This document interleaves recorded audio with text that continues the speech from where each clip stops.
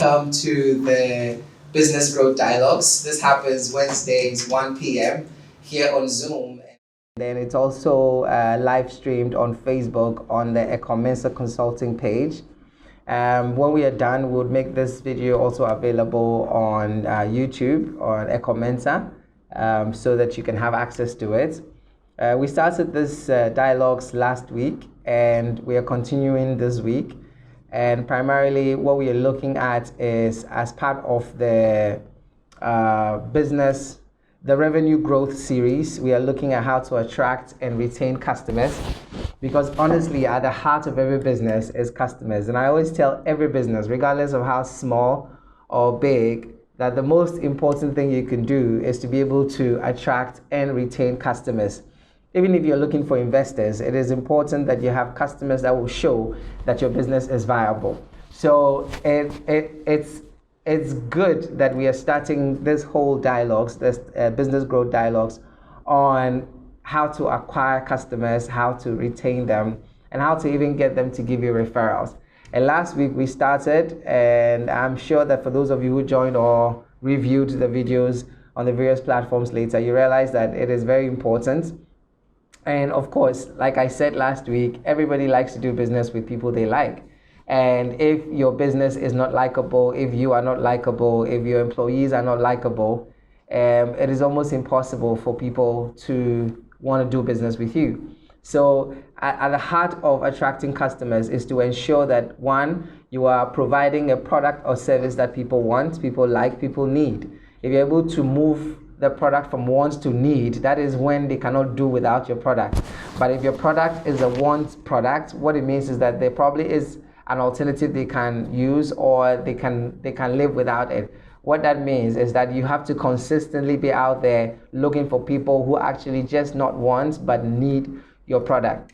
And we also said that it is important to know who you want to serve, because if you don't know who you want to serve, then how do you focus on attracting them?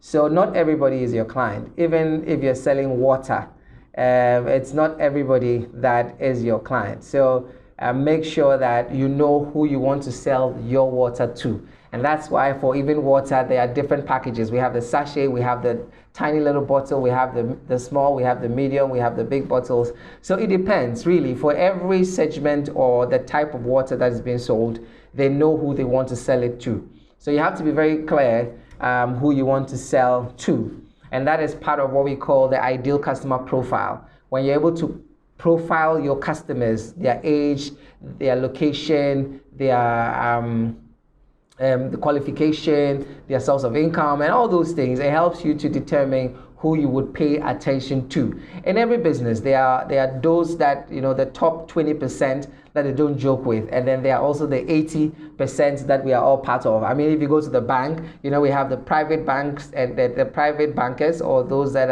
are focused on the people that bring in the most money, and then we have the retail bankers, that is all of us forming part of the 80. So even in your business, you need to use the 80-20 rule, which is who are the top 20 type of clients that you're looking for that would sustain your business, that would ensure that your business is growing. Those are the people that you pay attention to, even especially for you as a CEO, the MD, or somebody that runs a business or is in charge of marketing. You need to make sure you know who your top 20% of customers are. Those are the people that put food on your table, that ensure that your business is running consistently. So you don't joke with them. You pay attention to them, you build a relationship with them, and then you ensure that you are consistently making them happy. Now, the rest of the 80%, because it is a cumulative of their, the purchasing power that they have, or the amount of money that they bring you, it's accumulated, that makes sense. So then you need to make sure that you are also focusing on them, but automating the process, so then maybe you ensure that there's somebody that is taking care of them, or you have automated the process in such a way that whenever they need your product, there's a platform, an e-commerce platform they can order, and it is delivered. So they don't take too much of your time, because time is valuable and you have to spend it on those that give you the most money. And don't feel some way about it, because honestly, even we, the customers, we know that depending on how much we buy and how much money we give you, we probably will not be treated the same way. But one principal rule that you need to be aware of is that everybody wants to be treated right. Everybody wants to be treated, regardless of how much they are giving you. They don't want to feel that they are being sidelined. They don't want to feel that they don't matter to you. Everybody, regardless of how much they are paying you, want to feel important. So find a way of making them feel important, but without they taking too much of your time. So use the 80-20 rule when you are trying to figure out who your clients are. So who are the top 20 clients or 20 type of clients that will give you the most money, and then who forms the rest of the 80 that you need to automate the process to serve. All right, and then we talked about giving them a pleasant experience. All right, serving them according to the expectation before you even think of exceeding the expectation. Some of us want to go far above and beyond to make clients happy. But trust me, for everything you put in to make clients happy, it has a cost factor to it. So you have to make sure that you're not overspending just to make clients happy. You have to ensure that you know exactly what the expectations are and then meet them at those expectations first. And anything else you do would go beyond that expectation, because one of the disastrous things you can do really is to first try to please customers without meeting them at the point of their need first. All right. I mean, you could have all the amazing, you can have, let's say if you run a hospital, you can have a kids section where there's a playground and all those things. Those are all value add services that are exciting and then people may like. But that's not why they're coming to the hospital. They're coming to the hospital to find solutions to their health problems. So then if you provide all those playground and all those nice things, but yet they are not able to, have their problem solved, then that's going to be a very, very difficult thing. And then you probably will not have them coming back. All right. So please hold on. Please hold on for me. Shika, please take care of them. He wants water. Go to Shika. Okay, forgive me. So don't focus on value add without focusing on the fundamental. Make sure you cover your fundamental. If you're a business consultant and then the clients come with a problem, make sure you solve the problem before you start doing extra. Because sometimes we just want to do extra. We want to be their friends, we want to go to their weddings, we want to go there. But at the end, they are not happy with the client, the service you are providing them. So for instance, if you're all right, or you whatever products or service you provide, make sure that the product or service is what the client needs. When that is covered, everything else you do is just a value add that helps to build clients' loyalty and helps them to also refer you to other customers. So fundamentally, in pleasing your customers, in giving them an amazing customer experience, one, ensure that you are meeting them at the fundamental need stage. All right, whatever they need, whatever they want, as long as your product or service can meet them, provide it to them. If you're doing food, make sure there's consistency. Today I don't come and then the wachi tastes like this. Tomorrow I'm coming because of the taste I got and maybe the service I got. Now I come and I have the service but the taste is different. I won't come back, because it's not about just you smiling at me that I'm happy about. It's about the wachi that is good that I still want. Now you smiling just makes me happy and comfortable and then makes me want to come back. But if the wachi that is making me come all the time is not good, then what's the point? I won't come back. All right. So make sure you're meeting them at a fundamental need, and then you're doing extra just to get them overly excited so that they can refer you to customers and then keep coming back. Please, all the innovations you add to your products and service is for two reasons and two reasons alone. One, to ensure that the customers are happy enough to keep coming back. So that's the repeat or return customers. And then two, to ensure that they are happy enough to refer you to other people. Now, when those two things are not happening and you're putting in so much effort and money, you should stop, reevaluate, and think of exactly what is happening. Because for all you know, the fundamental reason why they keep coming to you is not being fulfilled, or the standard is dwindling, so then they are not excited about it. So then they just leave and go somewhere else. All right. So those are the three things that we looked at, and then today we are going to look at a fundamental activity or set of activities that would help you to attract clients, which is marketing and then market development strategies. And for this, I would share a slide because last week some of you were asking for slides. I don't know what you do with the slides, but I will share a slide, and I don't think we'll finish because I'm trying to keep the lunchtime dialogues within 30 minutes, and then we have some time to ask questions, and then we can close it off within 45 minutes or 1 hour so that I don't take you away from your work, all right? So let me share my screen. Let me share my screen so that I can take you through the...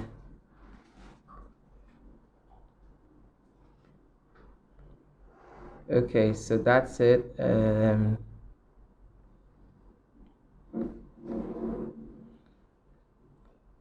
Okay, so thank you so much, Ifa, Anne, Kelvin, and then Shane for joining. Thank you so much. For those of you who may not be able to join now, you can join on Facebook, Ekow Mensah Consulting. So we're going to look at marketing and market development strategies. We'll look at the first part, which is marketing, and then next week we'll look at market development strategies. But basically, what is marketing? Okay, marketing is just creating awareness of your products, of your services, of your brand, of your business. Any activities or set of activities that you do to create awareness of your products, your services, or your brand is marketing. But let's go through the areas that we're going to focus on. We're going to look at what is marketing. We're going to look at 4 P's of marketing. We're going to look at what is known as marketing mix. We are going to look at types of marketing. And then next week, we'll continue with what is market development, what is market development strategy. Marketing is primarily creating awareness of your products, of your service, of your business, and of what makes you different, of what the benefits and the features of your products and services are. That's what marketing is. But sales, the success of sales is in the money you get. So you can't tell me that you are hiring a marketing manager and you expect him to bring you money. And that's one of the things that we need to be aware of. Marketing managers are not supposed to bring you money. Marketing managers necessarily create awareness. Now, the number of inquiries you get, the number of people who are calling in, the number of people that are interested in your products, the number of people that recognize your products, that tells of the success of the role of a marketing person, of a marketing executive, of a marketing officer. They are supposed to do different activities that create awareness for your product and service. Now, when you hire a salesperson, a sales manager, a sales executive, a sales officer, they cannot come and tell you that a lot of people are hearing about your product. Their role is to make sure that a lot of people are buying. So the more money you make when you have a salesperson, the more successful they are becoming. Sales has to result in cash. Marketing has to result in awareness. Don't forget.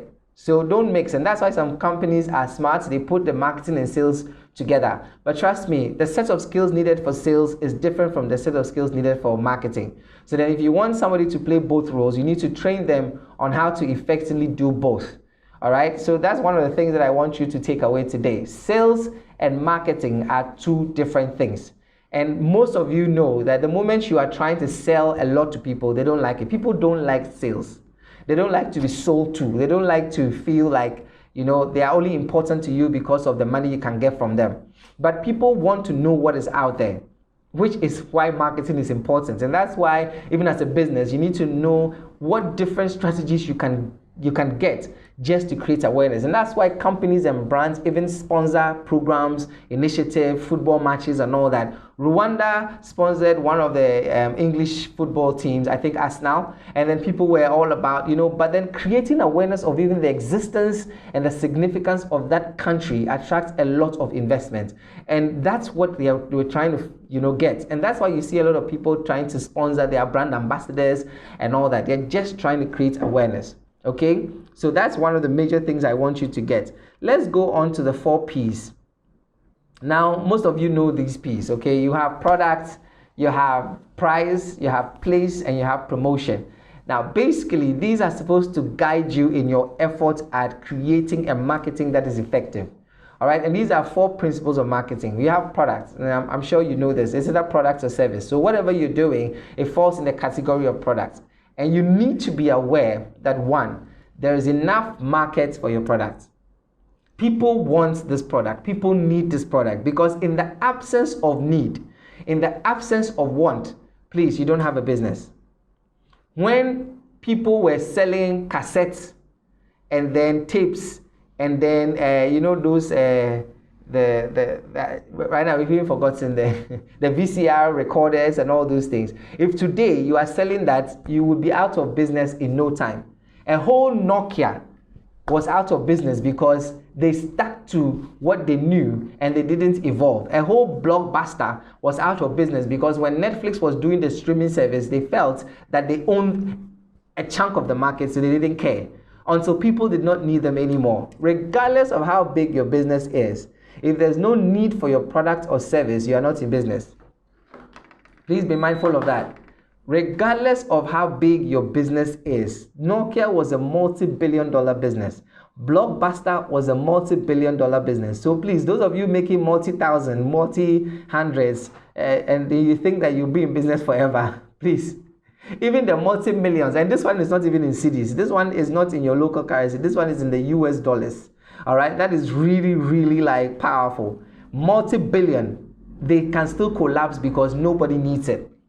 All right, and that's why companies like Coke need to be steadied. You see, when you want to build a global business, steady products that are outliving generations.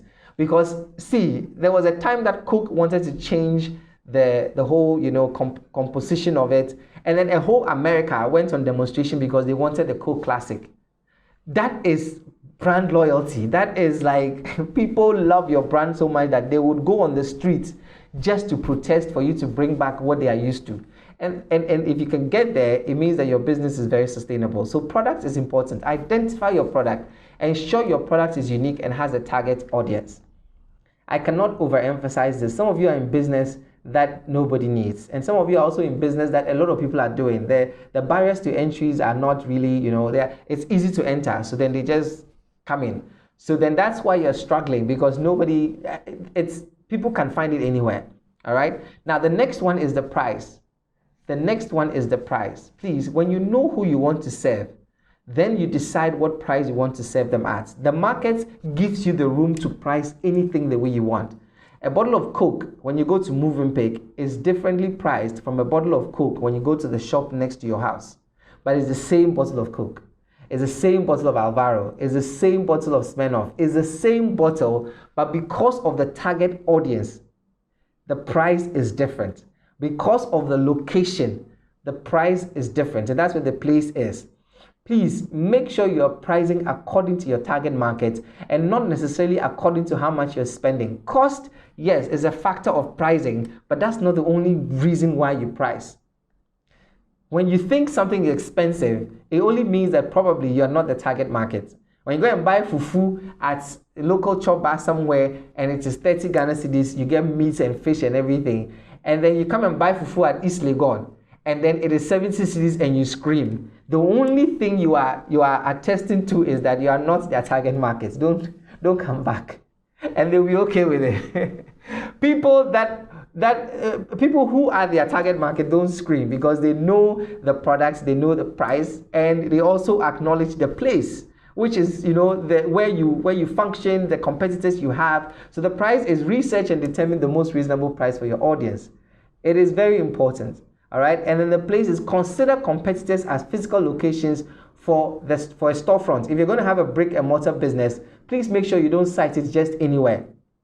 First, consider the product. 2, consider the target market, consider the pricing, and then now take into consideration where you want to place it, especially if it's a brick and mortar. If it's like in a physical facility, like a shop, an office or something, make sure that you are citing your business where your target market is. All right. Now, because of COVID, a lot of people are getting used to the internet, and a lot of businesses are even operating from home, but then they function on the internet. But even on the internet, the way they go about it will tell you who they want to attract. All right. The last one is promotion. Constantly communicate to your customers through different methods of advertising and sales. See, The reason why your business is not doing well is because you market once a month, or once a quarter, or once half year, or once a year. You're not regular with your marketing because you think that, oh, I mean, people know you. Trust me, they don't. Because those who know you probably don't see themselves as clients, or they bought from you and they have no need for you anymore. Even Coke. See, who doesn't know Coca-Cola? Who doesn't know MTN? They still market. So what does that tell you? Even Facebook markets. Like, sometimes you think about marketing and then you wonder why these big brands that everybody knows them still market. Why are they still trying to get our attention? Why are they still trying to, let us know that they exist and they are better than the competitors? Listen, the moment you stop marketing a product that has a serious need, competition will set in and then you would be wiped out. When a product has serious need, you need to give it serious marketing. When a product has serious need, you need to give it serious marketing. And most of you are not taking time to study how marketing is done, how to create awareness. One of the things you need to really do is looking on social media, the things that are trending. Make sure you are leveraging on those things that are trending and then putting your brand out there. Don't lose guard, because if big businesses are doing marketing effectively, why are you, a small business, not doing it? And don't tell me that it's expensive, because we know that there are digital marketing platforms and there are traditional marketing platforms. Yes, traditional marketing platforms are expensive, of course. But as a small business, you don't need to focus on traditional marketing platforms. And even for traditional marketing platforms, when you build yourself as an industry giant or as a go-to person, they would invite you to come and talk and then highlight programs and all that. And then in doing that, you get to put yourself out there. All right. So let's look at the 4 P's and how they function. Now, the 4 P's of marketing: products, it's about features, quality, branding, packaging, and then the guarantee you give. When Hisense came, they told you that, listen, they are giving you 5 years warranty. What that means is that when you buy a Hisense product, in 5 years, when it gets spoiled, you bring it, they'll fix it for you, and if they can't fix it, they'll change it for you in 5 years. So just imagine if you are used to, let's say, a Samsung, and Samsung is giving you 1 year warranty, and a new product that you are not used to comes and says they are giving you 5 years warranty. In 5 years, when the product gets spoiled, and they will repair it for you, or they will change it if they can't repair, which one would you choose? And it's cheaper than what you know. Now, depending on the kind of money you have and the type of clientele you are, you probably will go with the new one because of the guarantee or the warranty, and that comes with your product. So if you're developing your product, think of these things: your features, the quality, the branding, the packaging, and then the guarantee or the warranty you give. Now let's look at price. What is your pricing strategy? What do you consider before you price? How do you go about pricing your product or service? What allowance do you consider? And what payment terms do you provide?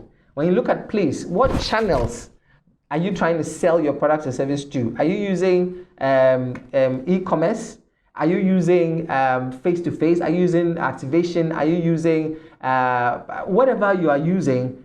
What are the channels that people can access your product or service from? So we have the 4 P's, and then they've extended it to the 7 P's. And sometimes even 8 P's, 10 P's, 12 P's, so many different P's, all right?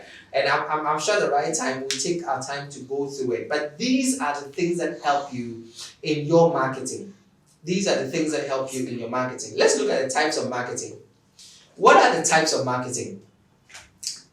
In broad terms, you know that there is a digital marketing, and then there is the traditional marketing. Those are the 2 broad marketing types that are available now. The digital marketing and then the traditional marketing. The traditional marketing are the ones that you know: the newspapers, the magazines, the billboards, the radio, the TV, and all those expensive platforms which reach a lot of people, all right? But the internet is one resource that is affordable and has a lot of people on it.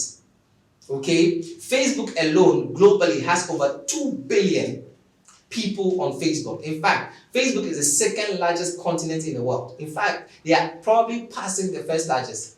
If China was on Facebook, Facebook would definitely be the biggest continent in the world.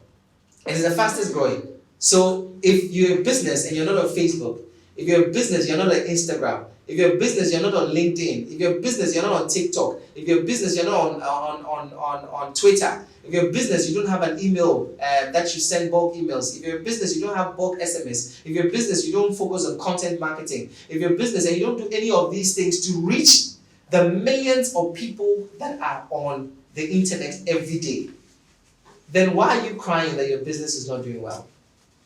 Some of you say, oh, me, I don't like social media. It's not about liking. See, it has gotten to the point where as long as you have a business, it is imperative that you know how to use social media and you are consistent about it. If you don't, you can always get somebody that knows how to do it. And you see, you don't even have to employ them.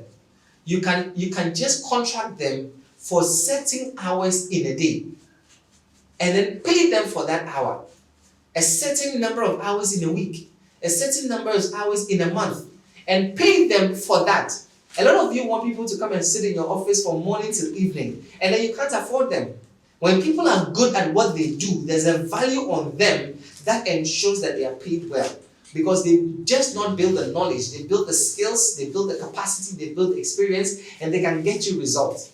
So because of that, what you need to do is to ensure that you are focused on getting the results and not necessarily getting them to sit in your office. So if you're not good at social media, find people who are good at social media and let them help you develop your social media strategy and then help you to roll out consistent social media marketing campaigns to attract your clients.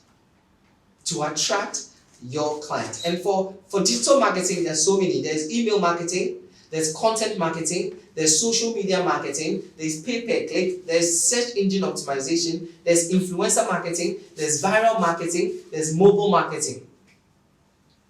All these are available, and I'm sure that if you keep joining me on the various series, we're going to take each one of these and then properly explain. All right, there are various workshops and master classes we're also going to roll out for those that don't have time to wait week after week, so that you can just enroll and then we can help you market your businesses. All right, so let's look at today. We are just going to end with marketing. Like I said, marketing is creating consistent awareness. There's a quote that says that when you're in business and you're not marketing, it's like winking at a girl in the dark. There's no effect to it. All right? It's like doing business in the dark. It's like doing business for yourself. You don't do business for yourself. You do business for others. You don't do business for you and your family. You do business for others. You don't do business for you, your family, and your friends and your schoolmates. You do business for others. Now, how do others get to hear of you? Remember, you are not the only one that is doing this business. You are not the only one that is providing this service or this product. You are not the only one that is even the best at it. So then, if that is the case, how come you are not marketing to get a lot of people? Listen, in business, there are good problems and there are bad problems. A good problem in business is when you have a lot more clients than you can serve. That is a good problem. A bad problem is that when you have a lot more services or products than clients that you would serve them with. That is a bad problem. Because the more your stock stays in the shop, the more money you're losing. The more your stock stay in the shop, the more money you're losing. The more the days go and you're not making money, the more money you're losing. So pursue good problems in business where you have more than you can handle. Because then what that means is that people are willing to give you money for you to expand. People are giving you money for you to also outsource to other people. What they need is the quality of your product and service. So if you can't deliver, make sure you're finding other people that can meet you at your standard and they also are delivering. And you are ensuring the quality and delivering to your client. Stop complaining that you're not getting business when you are not marketing. Marketing is supposed to be consistent. Marketing is supposed to be effective, and marketing is supposed to be hinged on one word and one word alone: engagement. Engagement. Please, posting on Facebook, posting on social media is not by itself marketing. It's just posting. Okay? Don't go about saying you're a digital marketer and all you do is to post. You are a poster. You are not a digital marketer. A digital marketer is one who knows how to engage, attract the attention of audience, and eventually to convince them to make a purchase. Engagement is at the heart of digital marketing. Don't just post. Some people just post. Sometimes when you post some things, they are interesting. So people comment and all that. And you don't mind them. You just move on. Because you sell oxygen and nobody else sells oxygen. One day you post and they won't mind you. Because you see, everybody on the internet is a human being. You could have robots and all those things, but robots don't necessarily respond to consistent messaging. There's a format to their responses, and if it's a robot, you will know. But there are human beings behind these names, behind these profiles, behind these likes, behind these comments. Treat them as such. Treat them as such. Treat them as such. If you have physical products, make sure you are mastering Instagram. Physical products, clothes, shoes, bags, food.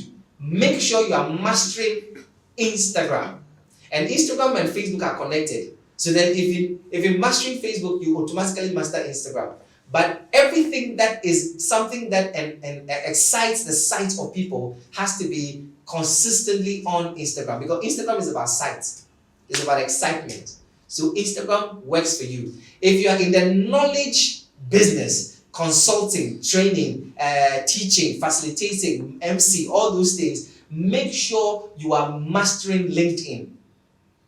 Because you see, that is where the knowledge resource is focused on. That is where you find people that appreciate the kind of. So if you're generally in the service business, if it's a product, focus on Instagram. If it's service, focus on LinkedIn, Facebook. But as I told you, as we go along, I'm going to explain a bit more. I'm going to take you through. I'm going to get your businesses and see how I can help you. All right. So currently the noise on social media is a lot. All right. There's so much noise. Everybody's making noise. And social media is so vibrant that we don't have enough time to go through everything. So make sure that whatever you are focusing on is effective enough to grab their attention and to engage people. All right. So that's what I have for you today. I would stop here and find out if anybody has any questions. You can raise your hand and then you can let me know so that I can address those questions.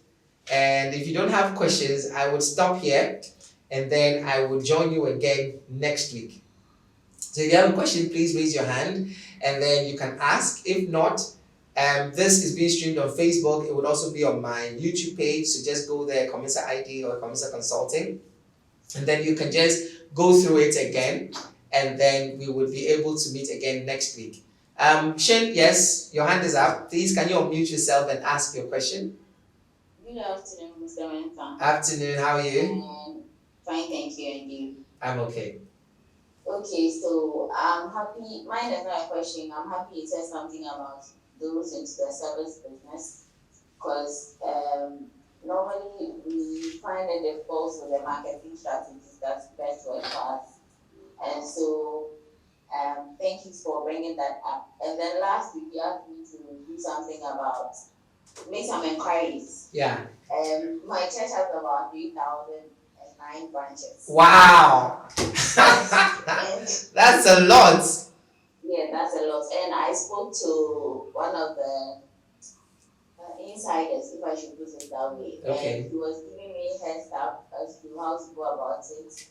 The regions I can focus on, the congregations I can focus on, and all of that. The pastors, the districts that will favor my kind of service. Okay. So I'm making headway, so I'll give you feedback. Please do. Thank you. Thank you so much for the headway you're making. I'm so excited about that. And thank you for joining. You've been the most consistent. Very soon we'll be giving you an award.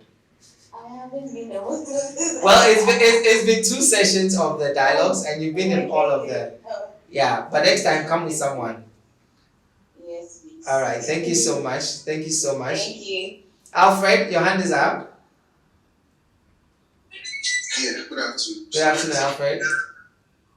This is my first time joining you. I saw this on LinkedIn and I decided to join you. But I want to ask a quick question: how to effectively manage the traditional media and the social media together? So then the billboard is consistently going to be a reminder of the existence of your product or service in people's minds. So then the moment they, maybe if it's a billboard of a product, the moment they enter the supermarket, it brings back the memory of what they've been seeing consistently over that period. So that it creates some sort of an awareness that is unforgettable.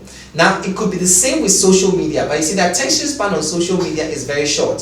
So then you need to ensure that even though you have, and that's why there are pinned features on social media. So you can literally pin that particular billboard there, or you could boost that billboard poster on social media, but you have to keep going on engaging people on different aspects of your product. Every product has features and benefits. All right, features are the functions of the product, and then benefits are the things that it does for you. So then, in engaging people on social media, even in the newspaper, in the radio, and all that, you could just do it one time. So when you do the adverts, you have the benefits and the features, and that's just it. But you can take one benefit a day and see how you can relate that benefit to a need or a want that people have. And that's the engagement aspect of your product or service on social media, which complements what you're doing on traditional media. Because the way traditional media is set up is so expensive that it actually encourages consistency of the same content for a long time before it sticks in people's minds. So if you keep changing your adverts on traditional media, people are not able to relate to it properly, because every time they think it's a new product, a new service, or a new promotion. So then in traditional media, you keep it consistent, but on social media, you can vary it, but still maintain the core of what you want the focus to be. So then, even though you may not necessarily be able to take them through all the features of your product in traditional media, you can do that on social media. So every day you can take one product or one feature or one benefit and then educate them on it and let people ask questions and see how you can relate it. So if you sell baby food, for instance, if somebody has malnourished baby, and then you are having a discussion on social media about how to enhance the health and the nutrition benefits or whatever of their babies, what happens is that now you're going to talk about nutrition for babies and how your products can help the mothers and the fathers to enhance the nutrition of or the health of their babies. So then social media does that for you. It gives you the opportunity to engage with your audience. It gives you the opportunity to engage with your target market. But the traditional media, depending on which platform on it, is a bit, but then if they invite you maybe for a program, or they invite you for some sort of discussion they are having, then you get the time to really go deep into it. But you can do this on social media consistently. You just get on Zoom like this, or do a live feed, or do a series of posters to talk about the benefits and how it relates to people. And then before you realize, people are relating. You see, everybody is selfish. So they are not on social media for your interest. They are on social media for their interest. So if you are not able to relate your product and service to their interest, you will not get their attention. It's not about you. So don't do things that excite you. Do things that excite people that you need their money. Alright, so that's how both, so the consistent repetition of the same thing on traditional media helps to stick that image in people's minds and help them to relate to the product or service when they encounter it. But then the consistent engagement of the features and benefits of your product in relation to their needs and wants on social media helps them to have some sort of an affiliation and an affection for your product in such a way that now they need it. So that's how the two complements. Now, I don't know if your question has been answered. All right. Do we have any other question? Thank you very much. Okay. Thank you so much, Alfred, and thank you for joining. I hope we'll see you again next week, Wednesday, 1 p.m. Sure. But you didn't tell us the business you run. Oh, I'm actually a trainer. I'm a startup trainer, and basically that's what I do. Oh, okay, that's great. Then we should collaborate. We run the Startup Awards and then the Startup Club 100, and we do quite a number of things around the area of startups in Ghana. So Let's collaborate Sure. and then see what we can Sure. do together. I don't know how I'll reach you on LinkedIn. Yeah. Just send me a message on LinkedIn. I'll respond, and then I'll send you my Right. details, and then we can take it from there. Sure. All right, guys. I would want to know a bit of what the others do. Anne, what do you do?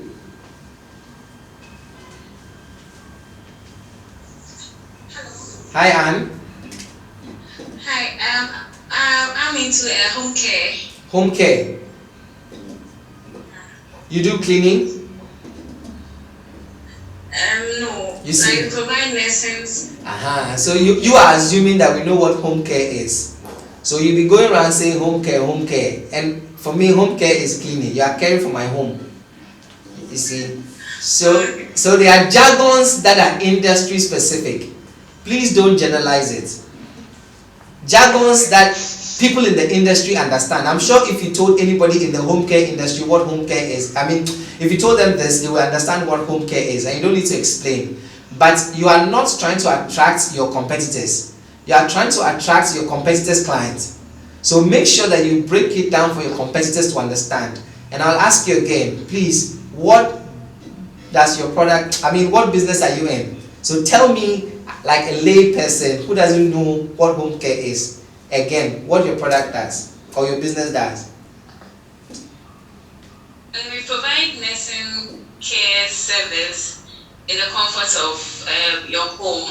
So when you are basically discharged from the hospital and you need home care, as in the health aspect at home, we are there to provide you with that. Okay, so now we need to perfect your pitch. Alright, because then the assumption is if I leave the hospital, I probably do not need any care.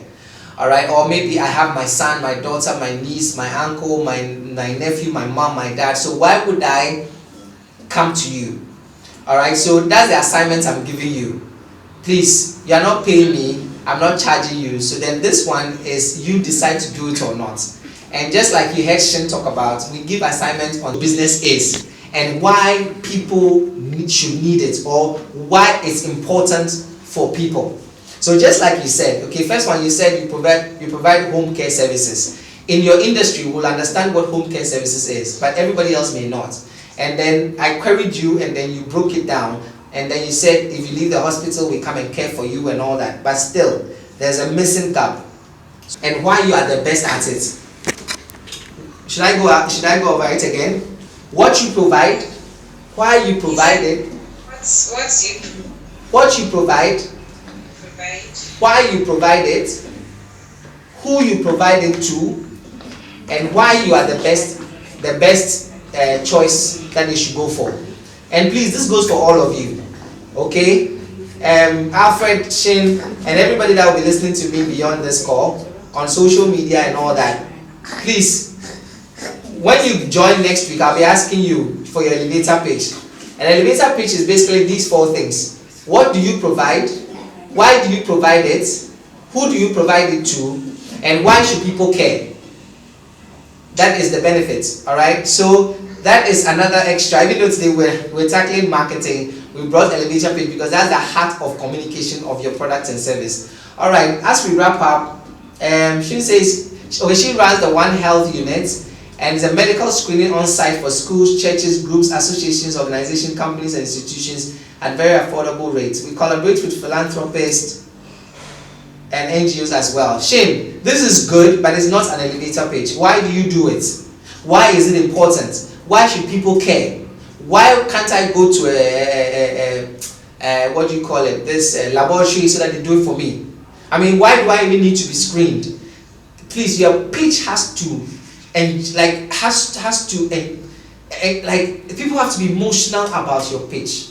People have to see themselves in your pitch. Alright? Can you imagine just collapsing one hot afternoon in school? Or can you imagine being called out of work because your child has collapsed or is not feeling well because you didn't know the health status? We ensure that you never have to endure that ever in your life because we always consistently provide all the screening needs that you have, and then even before something like that happens, we ensure that at the most affordable rate, you know the health and medical status of all your wards, your pastors, your everybody that works for you. Can you imagine your staff just giving you an excuse that they can't come to work because they are not well? Well, how would you know? Because you don't even know their medical status. You don't invest, so you don't know whether they will be there tomorrow when you are most excited and you are going to make your most money. How do you prevent non-productivity at work because of health issues? Talk to us, One Health Unit. We will make sure we enhance your productivity and make you the money that you're looking for. You and your business need us, because when we come, we make sure you make a lot of money. This is an elevator pitch, because it's not about you, it's about them. You are just medical screening on site, but so what? So what? Why are you doing medical screening on site? You're wasting my time. I need these people that I'm paying to make money for me. So if you're doing medical screening, that means I need to make time for you and pay you and no. Listen, I know you are in business to make money. And in these hard times when things are going up, you can't afford for your employees to give you an excuse for not coming to work to help you make the money because of health reasons. We will screen them and make sure they have no excuse for absenting themselves. That's what we do. We help you make money. We help enhance your productivity. That is let them ask you, when can you come? When can we do this? Charlie, how don't worry about that. I need this thing because my people are always giving me an excuse. My students are fainting. My students are sick. My kids are consistently unwell. Even if they are well, I just need to make sure that I will never have to be called out of school because of health reasons. Guys, wanting to do this lunchtime thing, because every time I put out stuff and people have to pay, they're always thinking, nah. But for me, it is for you to know that there's so much that your business can do. There's so much that your business, there's so much potential that you and your business have. And these lunchtime series are supposed to help, but it's just introductory. All right? If you ever consider me coming on board to help you make sure your business is going forward, just sign up for any of the things I'm doing. Currently, I'm doing the Entrepreneur Success Program. It's just 500 Ghana cedis, and I give you a whole 4 weeks of my time. Just 500 Ghana cedis. Why would you sign up? I'm also doing the Tano 10,000, all right? And that is like a membership-driven thing. We have a free version, which all of you get to join these Wednesday sessions, and then we have the paid versions. There are two types of it. There's standard and there's a premium. And I don't think there is even more than 500 cities. I think that's like my cap, because I want to help you to grow your business, honestly. And that's what I feel my calling is. Okay, so if you're enjoying this series, tell someone, so that next week you can come with them. Please don't keep it to yourself. Don't let this series be your best kept secret because you are selfish. Please, business is not about being selfish. Business is giving of yourself, of what you do, and letting it benefit people. And the more they benefit, the more you get. Listen, if you help enough people get what they want, you would get what you want. Have that in mind all the time.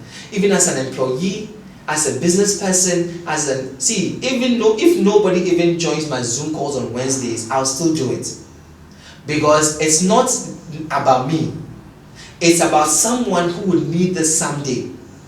So if I help enough people get answers to their questions, why won't my business grow? If you help enough people get solutions to their problems, why won't your business grow?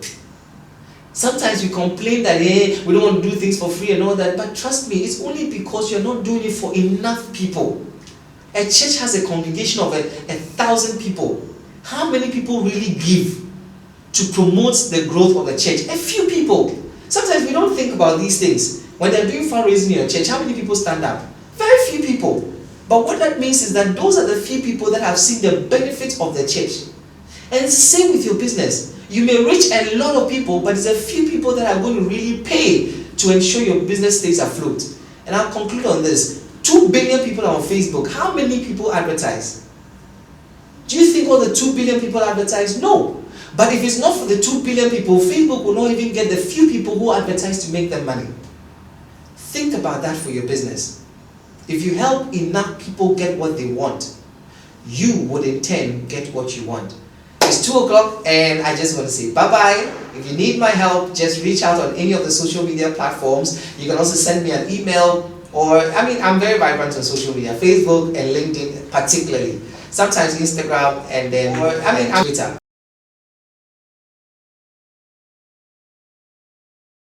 Facebook and LinkedIn